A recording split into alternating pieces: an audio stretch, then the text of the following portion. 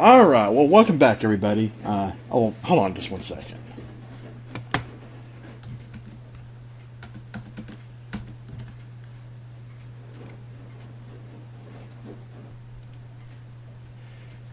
Sorry about that.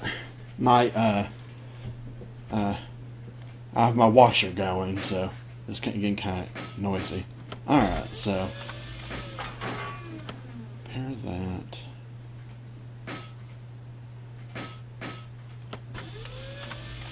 Let's see.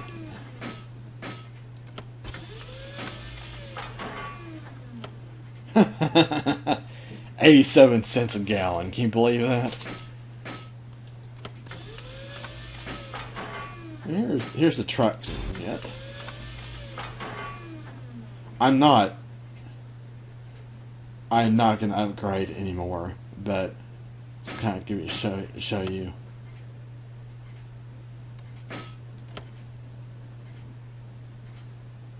Glutton's the it's a very expensive truck, as you can see.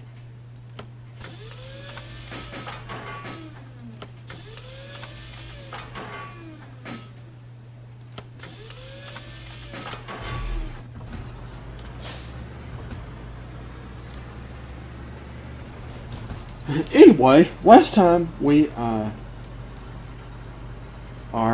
left Cincinnati. We're gonna deliver some coffee to Chicago. So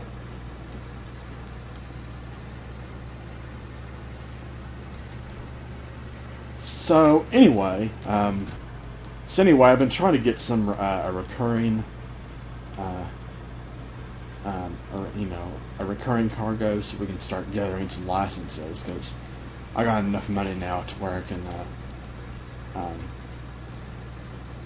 start expanding my empire, my trucking empire, as you would say. So this is just a, I would say this is just a completion of this cargo, and next video will definitely have recurring cargo. I might have to drive a couple of cargoes. You know, not gonna miss much, but I said I wasn't gonna edit anything out, but apparently it's gotten to the point now where this is just getting repetitive, and we're not advancing any further. So I've made up my mind. I'm gonna find a recurring job, so you can get this show on the road. So anyway, so that's that really.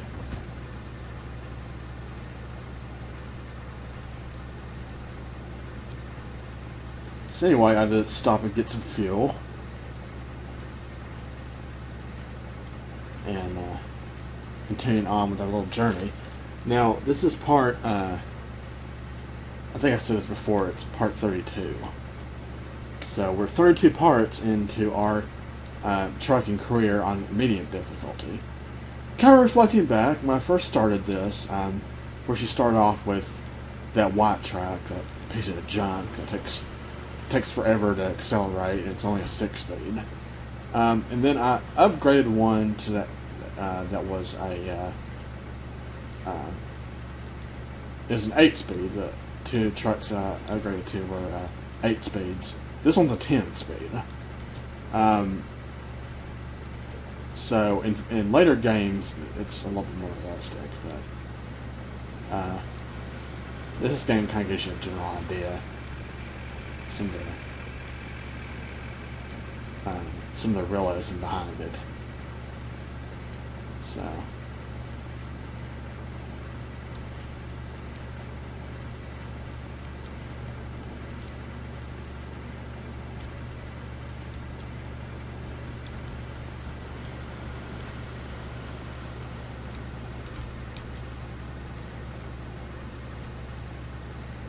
So anyway, so the interstate, as you can see on the map, this is something I want to point out. It looks like it's longer to go that way. Remember, the interstates are at higher speeds. So it may look longer, but you might get there in the same time.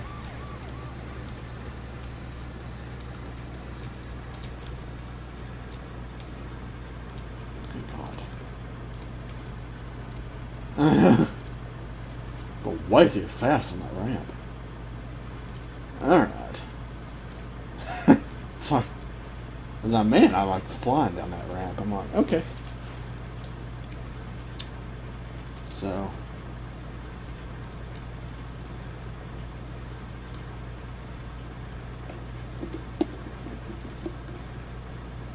Happy New Year. Well, anyway, I guess the story I'm going to talk about today is concerning an ex-friend of mine. Alright, well, here's the deal. Just got to give you a little bit of background information on this. For those of you just joining my misadventures in life.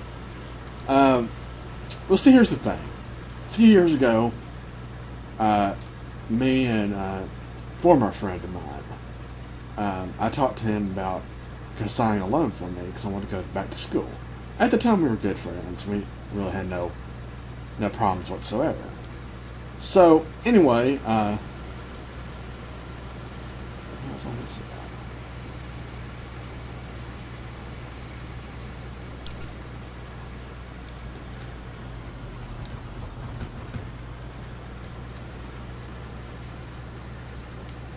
So, anyway, that was an accident. So don't worry about that. Just go around it.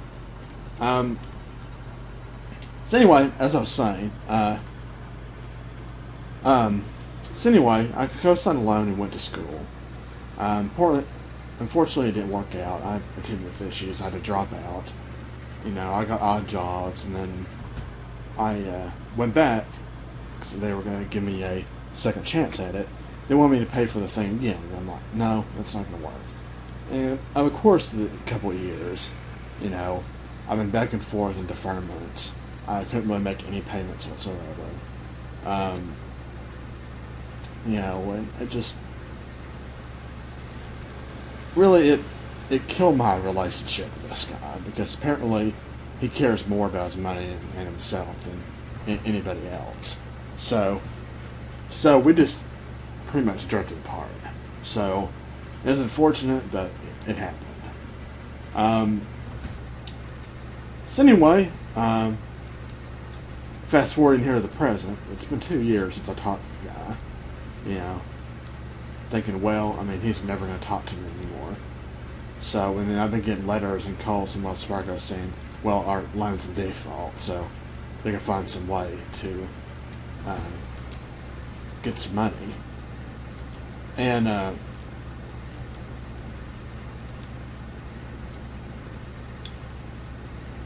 so anyway, apparently Wells Fargo did something. I don't know what they did, but they did something. Got a phone call about 8:15 this morning. I'm Central Time in the United States. And I get this phone call. It's from a 214 number. I automatically recognize the number.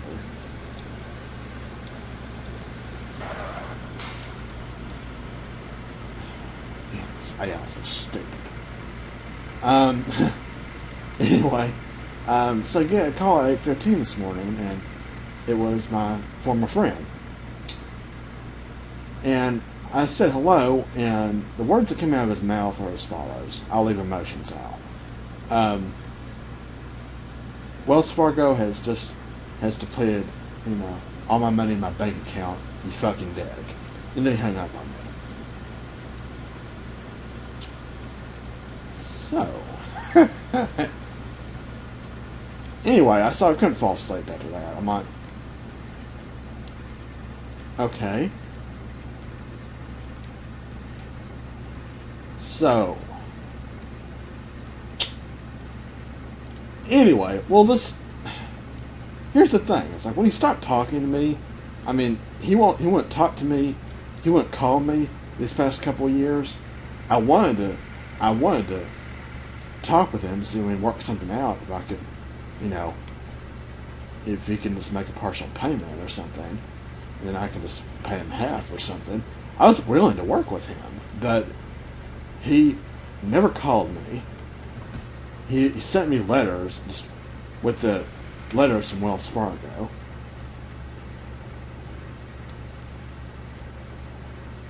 I'm like, okay.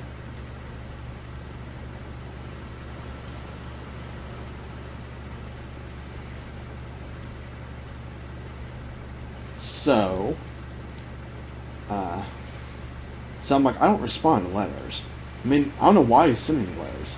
He would send me blank pieces of paper saying, call Wells Fargo, give me the number. Why would you send me a letter? You can send me that in an email. But why would he do something like that? It's something that I don't understand. Apparently what I found out about him is he's a fucking coward. He will not stand up to people. And it's really sad. I mean, because I seriously thought he was a good friend of mine. But apparently he's just a coward. And I just didn't realize it. So,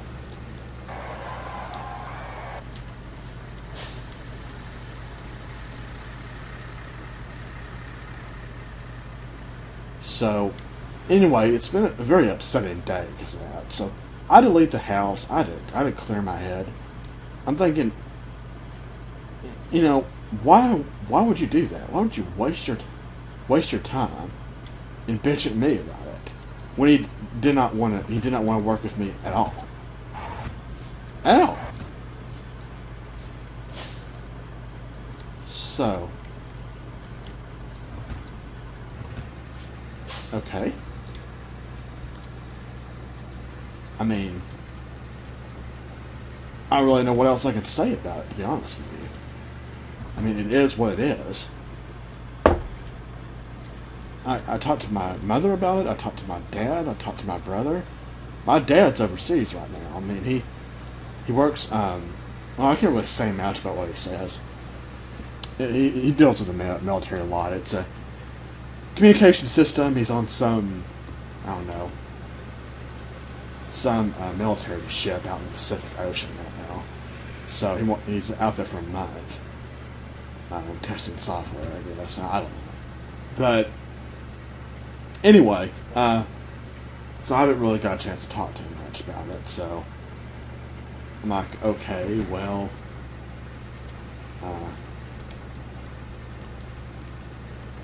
I don't know what else to do about this,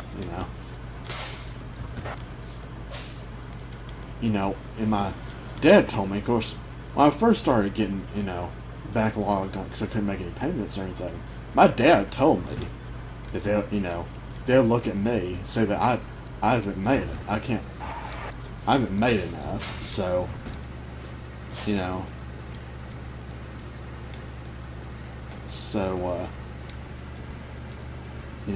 won't really go after me, but they will go after him.